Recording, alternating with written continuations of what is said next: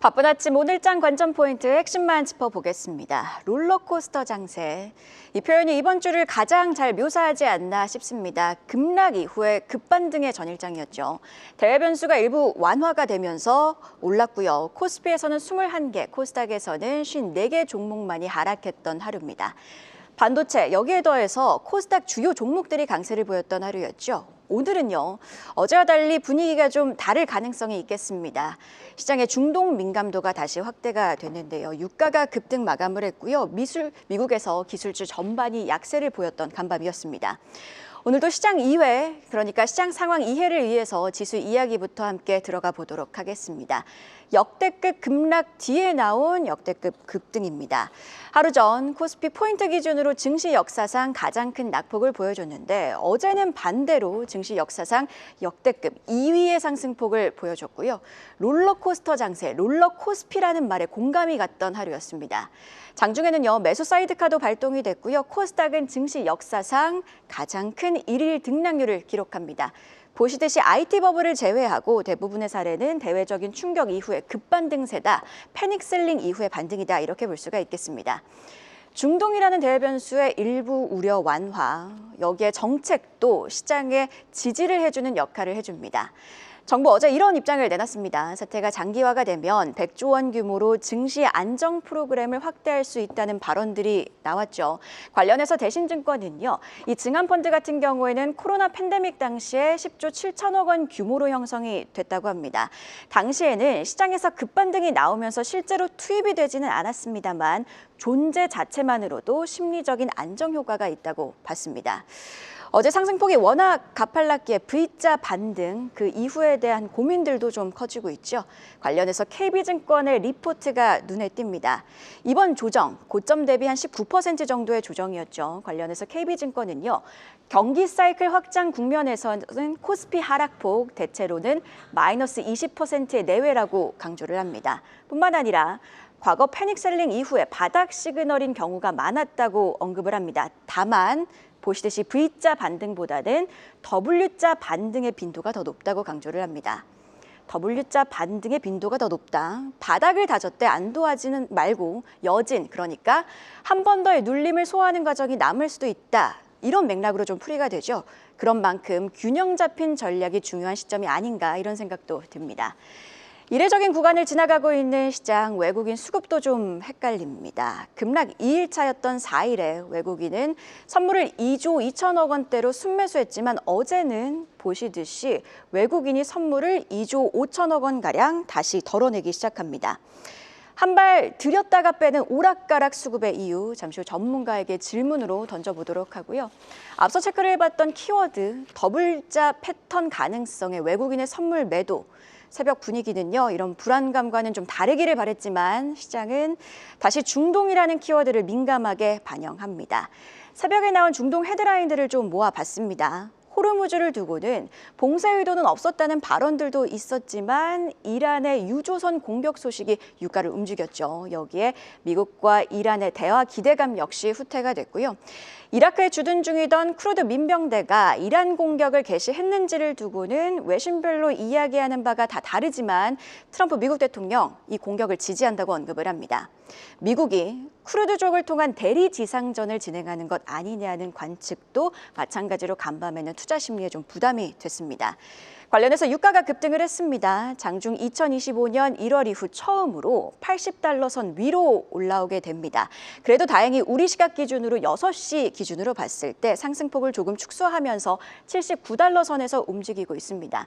야간 선물, 이 유가 급등에 한때 4% 넘게 빠지기도 했는데 유가 상승폭 축소에 힘입어서 낙폭을 어느 정도 축소를 하면서 2.4% 하락 마감을 합니다.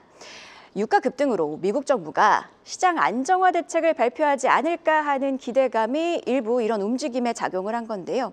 그러다 보시듯이 다시 원달러 환율이 방향성을 위로 틀어잡았고 미국에 상장된 국내 증시 관련 ETF, EWI ETF가 6.4%나 밀렸습니다. 오늘 우리 시장 하방 압력을 받으면서 출발할 가능성 염두에 두셔야겠고요.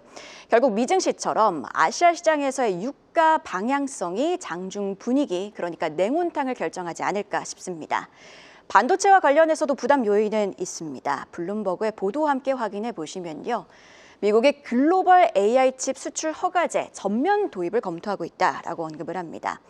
기존과의 차이는요. 기존에는 중국 중심의 규제였다면 이번에는 모두 전 세계가 통제 대상이 됐다는 겁니다. AI 패권에 있어서 미국 정부가 주체가 되겠다는 야심 느껴지죠. 아직 초안 단계이기 때문에 변경 가능성은 여전합니다. 다만 역시나 수요와 연결되어 있는 이슈인 만큼 이 뉴스가 미국 반도체주에 영향을 주게 됩니다. 다행히 엔비디아 같은 경우에는요. 장중 2.6% 넘게 빠지다가 낙폭을 만회하고 강보합권에서 마감을 했고요. 다른 종목들 역시 낙폭을 대체로 축소하고 마감을 했습니다. 어제 우리 반도체주 같은 경우에는 워낙 급등을 했고 전반적으로 민감도가 커진 상황이기 때문에 뉴스가 미칠 영향도 장중 관전 포인트로 계속해서 체크하셔야겠습니다.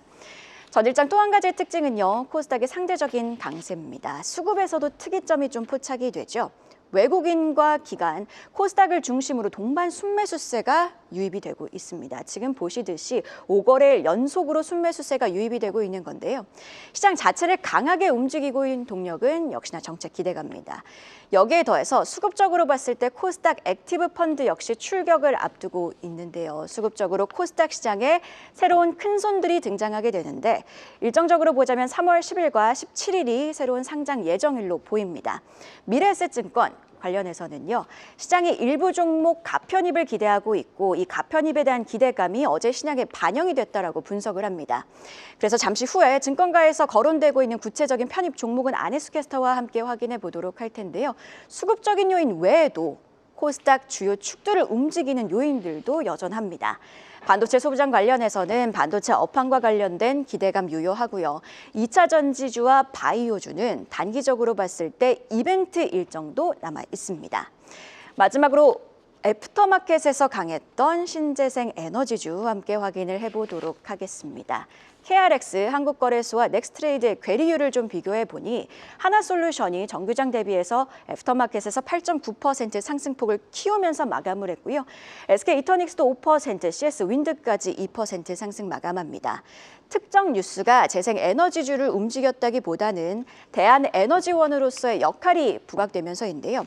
이 논리를 좀 따라가 보면 전쟁으로 인해서 유가가 급등을 하고 유가 같은 경우에는 에너지 안보와 직결이 되어 있기 때문에 대안으로 눈길을 돌릴 수밖에 없다는 이 논리, 2022년 러우 전쟁 때도 비슷한 논리가 부각이 되면서 태양광주가 부각을 받았던 사례가 있었죠. 어제 이재명 대통령도요. 이런 위기가 반복될 때마다 뒤늦게 대응해서는 안 된다. 이번 기회를 계기로 재생에너지로의 대대적인 전환을 신속하게 추진해야 한다고 발언을 했습니다. 다만 미증시에서 태양광주가 하락했기 때문에 국내 태양광주 장중에 힘이 빠질 가능성도 있겠습니다만 단기 관점에서 앞서 체크해본 이 논리가 재생에너지주를 움직여주는 요인으로 작용할 가능성 함께 주시해 보시죠. 자, 롤러코스터 장세 속에서 피로도는 쌓이고 있습니다. 다만 이익 성장에 기반한 국내 증시 펀더멘탈 아직 탄탄합니다. 현 시점 어떤 전략이 필요한지 바로 이어서 이완수 대표와 함께 세워보시죠.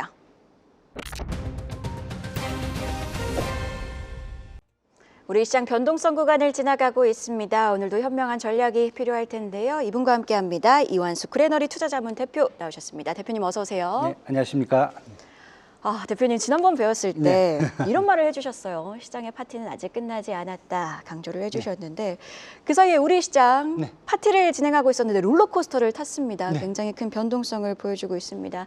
코스피 시총 추이 함께 비교해 보시면 3일까지만 해도 지금 4,769조 원이 넘었던 이 시총이 급락과 급등을 반복을 하고 있는 상황. 사실 간밤에 다시 또 유가가 급등하면서 변수가 생긴 상황이죠. 오늘 전망 어떻게 보고 계신지 좀 궁금하고요.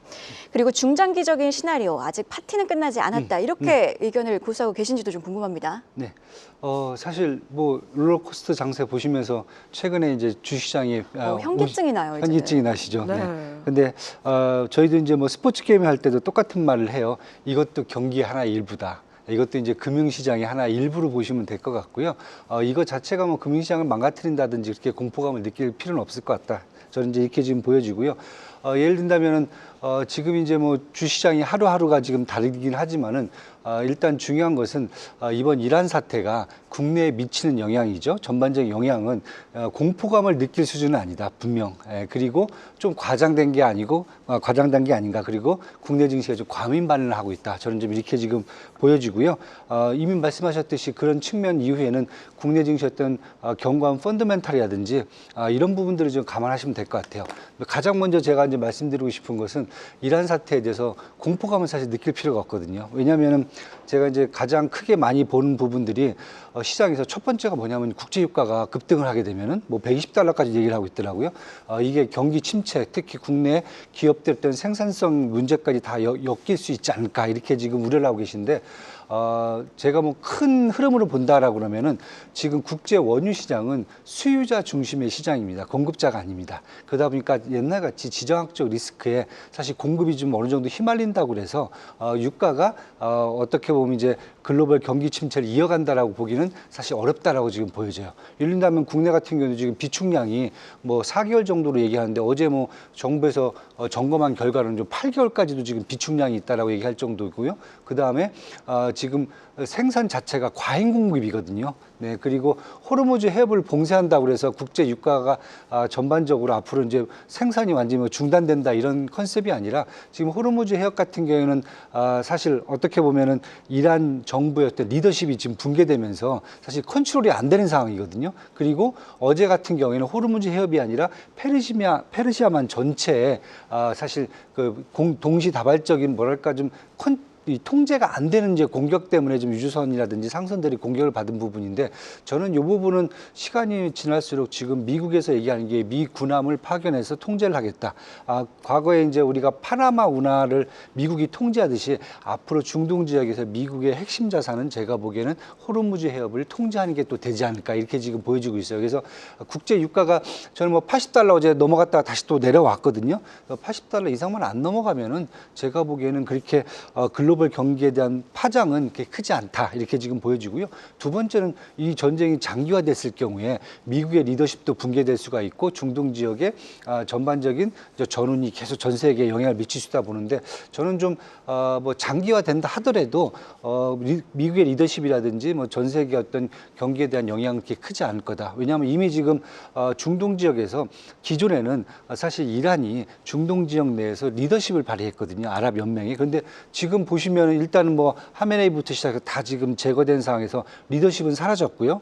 그 다음에 많은 분들이 이제 우려하는 게 강경파 다시 이제 차남이 지금 이제 정권을 잡으니까 문제가 이제 더 심해지지 않을까라고 얘기를 하시는데 지금 이런 상황은 싸울 무기도 없고 리더십도 없고 그 다음에 주변국 특히 사우디라든지 아랍에미리트 그 다음에 쿠웨이트 이런 국가들의 미군 기지를 공격하면서 사실 이 국가들이 과거에는 약간 이란에 대한 어떤 지지를 좀 많이 보여줬는데 이번 기회에 사실 이 국가들로 다 돌아섰어요. 그렇다 보면 사실 이란은 지금 고립돼 있거든요. 거기다가 미국 같은 경우에 지금 지상전을 안 하고 쿠르드족을 또 다시 이제 참전을 시키겠다 이렇게 나오고 보면은 제가 보면 미국이라든지 이스라엘 같은 경우는 처음에 비용이 좀 들었지만은 지금 추가적으로 장기전으로 가도 사실 미국한테 드는 비용은 크진 않다고 지금 보여지거든요. 앞으로는 이제 주변 국가들이 이란을 경제하는 이스라엘과 함께 그래서 미국이 이제 빠져도 사실 어떻게 보면은 그 지역에서 이란의 세력은 계속 약화될 수 있는 그런 상황으로 지금 바뀌었기 때문에 제가 보기에는 우리가 지금 막 생각하는 전반적으로 미국이 뭐 문제가 생길 거야, 국제 유가에 문제가 생길 거야 이런 부분들이 큰 흐름에서 본다라고 그러면은 이벤트적으로 본다면 약간씩 흔들리는 게 있지만은 중장기적으로 봤을 경우에는 제가 보기에는 국내 증시에는 악재라기보다는 어떻게 보면은 중장기적으로 호재로도 작용할 수 있는 그런 상황이기 때문에 어제 같은 경우에는 이제 뭐 물론 올랐지만은 이틀 동안 빠졌을 때 보면은 첫날은 워낙 주식이 급등했으니까 그거에 대한 불안감이 있었고요. 두 번째 날은 사실 그동안 이제 많은 그 레버리지를 좀 사용하다 보니까 청산에 좀 직면했었거든요. 그 부분하고 또 이제 추가적으로 인버스 이제 곧버스죠. 우리가 얘기하는 곧버스 ETF가 많이 시장에 들어오면서 이틀째까지 아마 시장을 크게 분가시켰는데 이런 공포감들은 제가 보기에는 이제 앞으로 시간이 지날수록 뭐 펀더멘탈이 훼손이 안 된 상황이라면은 충분히 다시 기존 고점인 6,300까지는 다시 올라올 수 있다라고 보여지고요. 6,300 정도까지 제가 봤을 때 다시 또 회복되는 데 큰 문제 없을 걸로 보여지고 그 다음부터 다시 또 우리가 얘기하는 이제 우리 주시장의 펀드멘탈의 어떤 상승이라든지 그리고 수급의 어떤 이제 원활함 이런 것들이 결국은 또 시장을 지지하지 않을까 이렇게 지금 보여지고 있습니다. 사실 또 한 가지 관점에서 생각을 해보면 지금 이란 사태 굉장히 잘 설명을 해주셨는데 또 중간 선거를 앞두고 있거든요, 미국이. 그런 만큼 트럼프 미국 대통령도 사실 이걸 길게 끌고 갈 수는 없을 것 같아요. 네, 계속해서 추이는 지켜봐야 될 것 같고 언급을 해주셨던 유가 80달러 선 네. 계속 지켜보도록 하겠습니다. 앞서서 펀더멘탈이 유효하면 6,300선까지 회복은 가능하다라고 언급을 해주셨는데 그렇다면 이 펀더멘탈 외에도 우리 시장의 하방을 지지해주는 요인 추가적으로 뭘 보면 될까요? 유동성일까요, 역시나? 네, 유동성일 것 같고요. 일단 뭐 펀드멘탈 같은 경우에 사실 이번 이런 전쟁을 통해서 저는 국내 기업들의 펀드멘탈이 더 상향 조정됐다라고 보여져요. 특히 반도체 앞으로 중동 시장 열릴 것 같고요. 제가 보기에는 그다음에 방산, 우주항공 당장도 지금 중동 지역에 대한 우리가 부족하죠. 그렇죠. 국내 기업들의 국제 경쟁력도 강화돼 있고 수요도 지금 폭증하고 있고요. 그다음에 단기적일 뿐만 아니라 장기적으로도 아마 중동 지역에서 어떤 안보 문제를 대한민국이 어느 정도 정리를 해주지 않을까 이렇게 보여지고요. 그다음에 또 이번 시장에서 보셨다시피 에너지 밸류체인에 대해서도 갑자기가 아니죠. 더 관심이 이제 집중되고 시장이 더 확대된 겁니다. 미국 같은 경우는 재생에너지까지 사실은 주가가 급등하는 모습을 보였거든요. 그렇다고 보면 이런 세 가지 분야는 이번 이란 사태를 통해서 밸류에이션이 더 확대가 될 걸로 보여지고요. 두 번째 이제 수급이죠, 수급. 아까 제가 그 말씀을 드렸어요. 이튿날 두 번째 이제 폭락을 할 때 이제 레버리지나 이런 것들이 청산이 좀 많이 됐거든요. 그다음에 이제 그러다 보니까 더 반대로 재밌어진 게 뭐냐면은 국내 주식 예탁금이죠. 기준에는 한 100조 원 정도 유지가 됐었는데 요 2, 3일 동안에 132조 원까지 더 확대가 돼 버렸습니다. 그렇다 보면 지금 매수 여력은 지금 충분하다고 얘기가 되고 있고요. 그다음에 이미 시장에서 3월 달부터 국민성장펀드 150조 원 지금 투입된다는 얘기가 지금 분명히 지금 나와 있고요. 그다음에 코스닥 벤처 펀드도 지금 투입 예정으로 돼 있기 때문에 수급적인 측면에서는 우리가 외국인들이 계속 지금 매도를 하고 있어요. 하지만 그 매도라는 것은 미국 증시가 계속 관망세라든지 아니면 내부적인 이제 문제로 잠깐 약세가 계속 지속되고 있기 때문에 그 부분을 이제 생각하시면 될 것 같고 반대로 국내 개인과 기관의 풍부한 유동성이 외국인의 매도세를 충분히 상쇄하고 끌어올릴 수 있는 여지가 충분하기 때문에 제가 아까도 말씀드렸지만 다시 이제 6,300포인트까지 전 고점을 이제 탈환하는 게 일단 중요할 것 같고요. 그 와중에서도 밸류에이션과 수급 확대 이게 더 중요한 역할을 할 것 같고 그 이후에도 다시 또 한번 시장이 밸류에이션과 수급이 어느 정도인지를 한번 더 체크를 하면서 또 전고점을 더 뚫고 올라갈 수 있는 기회를 마련하지 않을까 이렇게 지금 보고 있습니다. 증시가 패닉셀링을 겪었던 시점에 오히려 예탁금이 늘어났다. 이건 어떻게 해석을 해야 되나요? 패닉셀링에 동참해서 개인 투자자들이 매도는 했지만 그래도 예탁금을 옮기지 않았으니까 투자 심리가 완전히 훼손된 건 아니다. 이렇게 풀이해 볼 수 있는 맥락일까요? 네, 충분히 이제 그렇게 보셔도 될 것 같고요.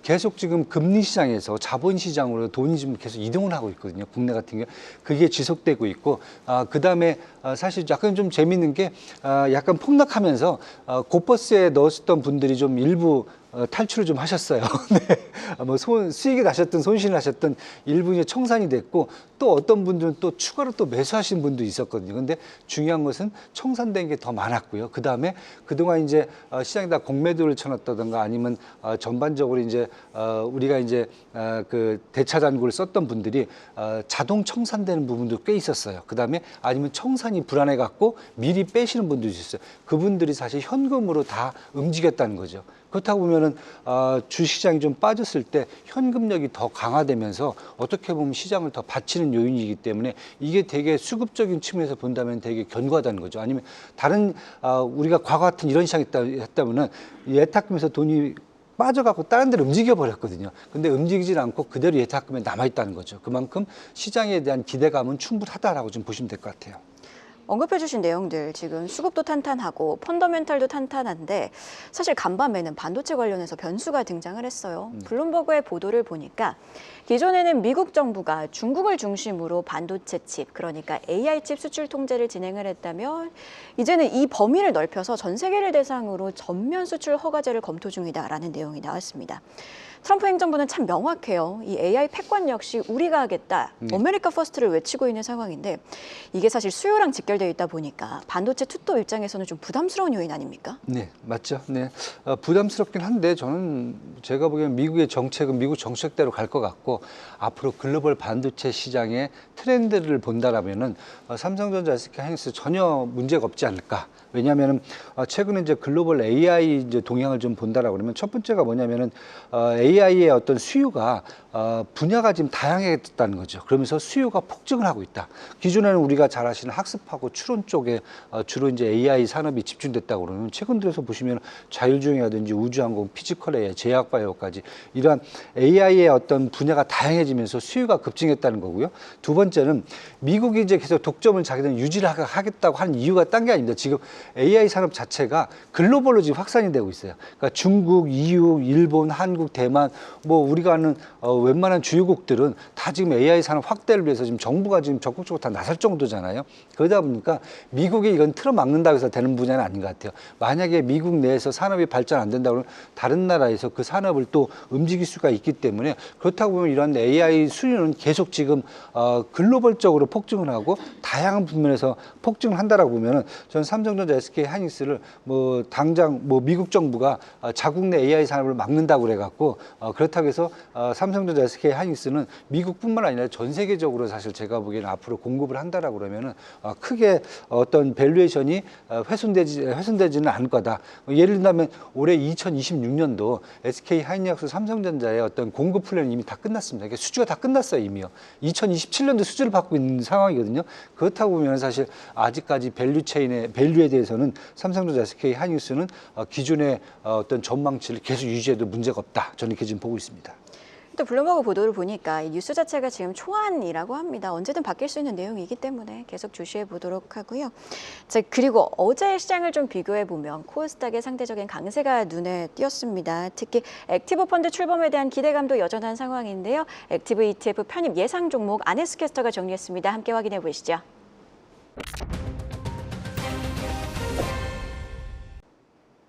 다가오는 3월 10일 코스닥 시장의 새로운 수급 동력이 될 코스닥 액티브 ETF 출시. 기존의 패시브 ETF와 달리 운용력의 재량이 발휘되는 액티브 ETF의 등장은 코스닥 시장에 어떤 변화를 가져올까요? 주목해볼 만한 종목들 알아보겠습니다. 이번에 상장 예정인 상품은 타임폴리오 자산운용의 타임 코스닥 액티브, 또 삼성 액티브 자산운용의 코액트 코엑스닥 액티브, 그리고 하나 자산운용의 플러스 코스닥 150 액티브입니다. 액티브 ETF는 기업별 개별 이슈를 더 적극적으로 반영하기 때문에 소외되었던 우량 중소형주들이 부각을 가낼 가능성이 크다고 키움증권은 전망하고 있습니다. 그렇다면 어떤 종목들이 러브콜을 받게 될까요? 2월 말 기준으로 주요 운용사들의 ETF 편입 비중을 총 합산해 본 결과 ABL 바이오 63.1%로 압도적인 1위를 기록했고 리가켄 바이오 50.4%, 레인보우 로보틱스, 올릭스, 에코프로 BM 등 이 뒤를 이었다는 점 참고해 볼 만하겠습니다. 가장 많은 수의 ETF에 이름을 올린 종목은 알테오젠과 파마리서치로 각각 12개의 ETF에 편입되어 있고요. ABL 바이오와 리가켄 바이오가 11개, 또 레인보우 로보틱스와 리노공업도 눈에 띕니다. 구체적으로는 이번엔 상품을 내놓은 운용사들은 평소에 어떤 종목들을 어떤 비율로 구성하고 있는지도 확인을 해보시죠. 삼성의 전략은 한마디로 검증된 대장주로의 집중인 것 같은데요. 표를 보시면 ABL 바이오의 15.1%라는 압도적인 비중을 실었습니다. 여기에 리가켄 바이오, 올릭스까지 더해서 상위권이 바이오 대장주들로 꽉 채워져 있죠. 주목할 점은 3위에 에코프로 BM을 배치해 2차 전지 반등에도 대비하고 있다는 점입니다. 삼성은 에너지주에도 집중을 했습니다. BHI, 비나텍이 상위권에 들어있네요. 시총이 크고 실체가 확실한 성장주를 선호하는 투자자라면 삼성의 리스트를 눈여겨보셔야겠고요. 타임폴리오는 구성이 약간 다릅니다. 가장 놀라운 점은 비중이 10%가 넘는 종목이 무려 5개가 넘는다는 점인데요. 1위부터 3위까지인 올릭스와 삼천당제약, ABL 바이오에만 약 40%의 자금을 집중하며 바이오 섹터의 폭발적인 성장에 베팅했습니다. 하지만 바이오에만 치우친 것은 아닙니다. 레인보우 로보틱스에도 10% 비중을, 휴젤과 같은 미용 의료기기에도 자리를 준 모습이 삼성과는 다른 것 같습니다. 이렇게 여러 데이터를 기준으로 편입 가능성 큰 코스닥 종목들을 정리해봤는데요. 핵심 종목들 잘 살펴보시고 코스닥 시장 대응 전략을 세워보시기 바라겠습니다. 지금까지 안혜수였습니다. 편입 예상 종목들 함께 확인을 해봤는데요.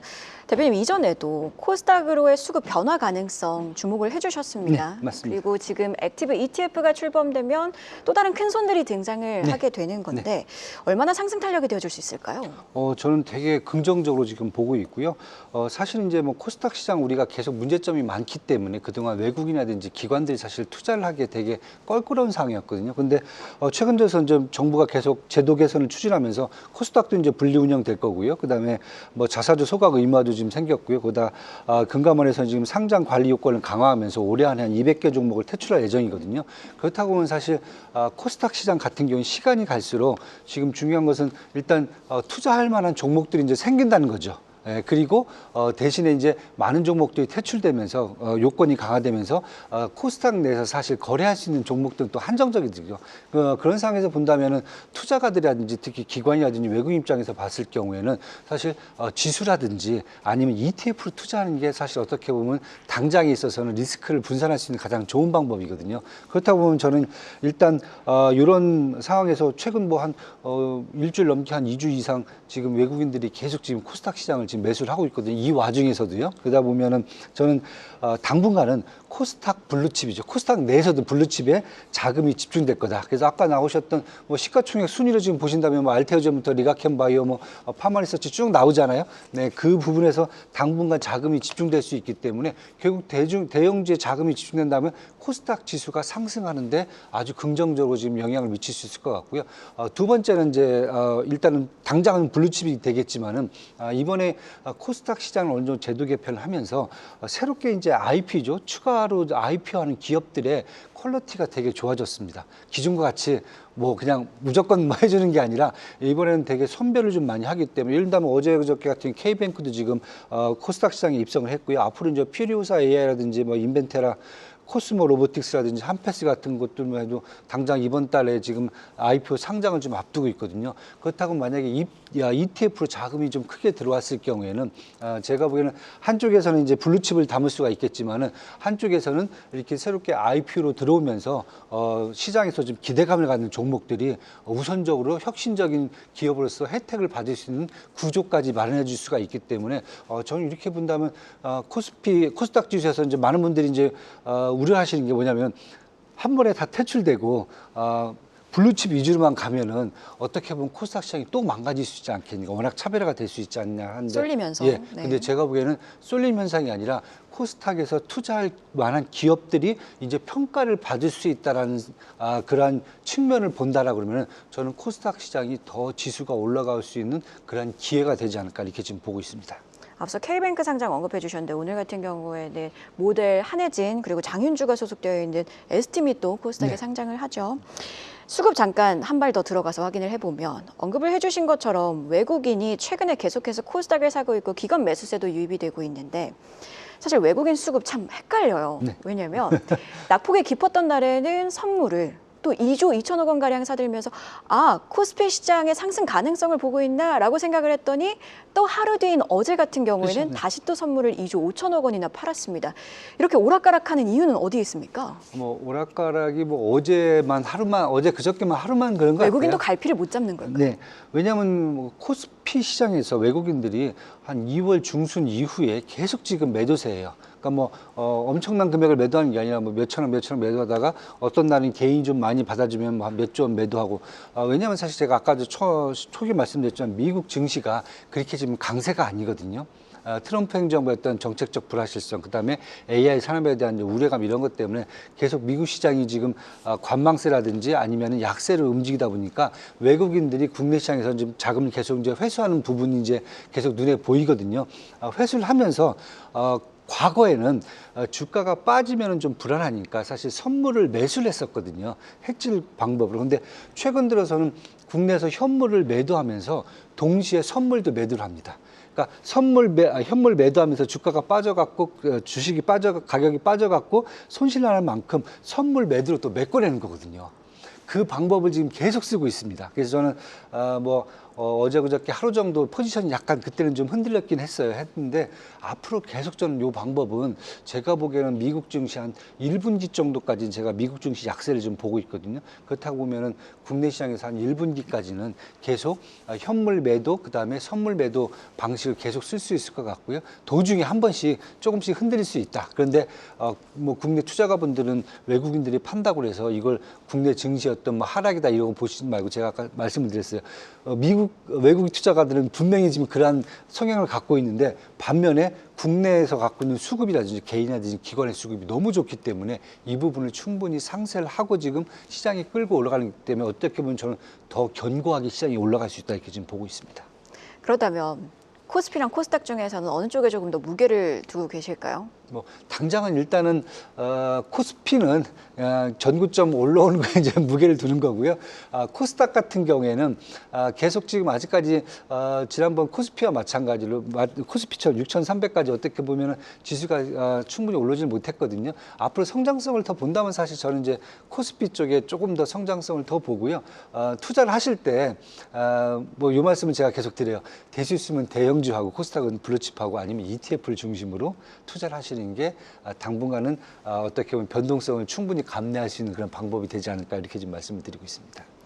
지금 코스닥을 중심으로 2차 랠리를 보고 계신 것 같은데 그렇다면 코스닥 시장 안에서도 사실 코스닥 시장에 여러 축들이 있어요. 반도체 소부장이 있고 바이오, 2차 전지 이 축들 중에서는 어느 쪽에 조금 더 무게를 두고 계실까요? 일단은 지금 코스닥도 과거에는 그랬어요. 제가 밸류에이션을 매기기가 힘들다. 근데 최근 들어서는 성장성에 기반해 그렇죠. 있으니까 그렇죠. 최근 들어서 이제 밸류에이션도 어느 정도 지금 나오기 시작을 하고 있거든요. 가장 먼저 나오는 게 지금 반도체 소부장입니다. 그래서 저는 일단 1차가 반도체 소부장이에요. 그 다음에 지금 밸류에이션이 올라오기 시작한 데가 이번 이란 사태뿐만 아니라 최근에 이제 AI 산업 발전과 함께 에너지 밸류 체인 쪽이 최근 들어서 이제 밸류에이션이 올라오기 시작하거든요. 특히 2차 전지라든지 신재생 에너지라든지 전력기기 쪽 이런 쪽에서 코스닥 종목들 한번 보시면 될 것 같고요. 세 번째는 밸류에이션이 앞으로 올라올 것 같은 데가 저는 이제 로봇하고 우주항공 그다음에 방산 쪽 관련되어 있는 중소형주를 그다음에 보시는 게 밸류에이션 측면에서 보면 괜찮다라고 보고요. 마지막으로 이제 화장품하고 엔터도 중국발 수요가 아니더라도 최근 들어서는 글로벌 K 이런 엔터라든지 K 화장품 때문에 글로벌 수요만으로도 지금 밸류에이션이 올라오고 있으니까 그런 소비자까지 한번 보시면은 순서대로 한번 보시면 저는 괜찮지 않을까 이렇게 지금 보고 있습니다. 참 시장의 변동성을 겪고 있는 구간에서 오늘 좀 힘이 되는 말씀을 많이 해주셨어요. 그래도 마음 한켠에 남아있는 불안감 중에 하나. 글로벌적으로 보자면 중동위기 외에도 지금 사모펀드 이슈가 계속 그렇죠. 부각이 되고 있습니다. 블랙스톤발 사모대출 위기론 나오고 있는데 이건 얼마나 우려해야 하는 상황일까요? 일단 AI 산업 우려하고 똑같다고 보시면 돼요. 궤를 같이 하고 있다. 왜냐하면 지금 이제 최근에 나온 게 이제 블랙록이죠. 블랙록 사모펀드죠. BCRED라는 그 펀드가 환매 사태가 나왔는데 보통 한 달에 한 5% 정도만 환매를 받아줘요. 근데 이번에 전체 자산의 7.9%가 환매가 나왔거든요. 5조 한 6천억 원 정도 환매가 나왔는데 다른 게 아니라 이 안에 지금 투자하고 있는 AI 회사들, 하이퍼스케일러들이 아니라 중소형 AI 회사들이 최근 들어서 사실 레버리지를 너무 많이 썼잖아요. 그런 회사들의 지금 장외 주식을 투자를 많이 하고 있기 때문에 그러다 보니까 투자자들 입장에서는 하이퍼스케일러들은 그래도 버틸 수 있을 것 같은데 중소형 회사들은 잘못하면 파산할 수 있다. 이런 우려감들이 지금 궤를 같이 하고 있는 거기 때문에 저는 그냥 무조건 사모펀드가 전반적으로 금융시장에 영향을 미친다라기보다는 AI 산업에 대한 우려감이 여기까지 지금 반영돼 있다라는 측면에서 한번 보시면 될 것 같고요. 당분간 이런 펀드도 좀 피하시는 게 좋지 않을까 저는 이렇게 지금 보고 있습니다. 참 시장이 좀 신기한 게 다 엮여 있는 상황인 것 같습니다. 계속해서 어디서 또 위기가 등장하는지 변수들은 어디서 등장하는지 지켜보도록 하겠습니다. 지금까지 이완수 그레너리 투자자문 대표와 함께했습니다. 오늘도 고맙습니다. 네, 감사합니다. 기업과 산업의 성장, 한국 경제의 새로운 전환. 한국경제TV는 한국 증시의 다음 도약을 응원합니다.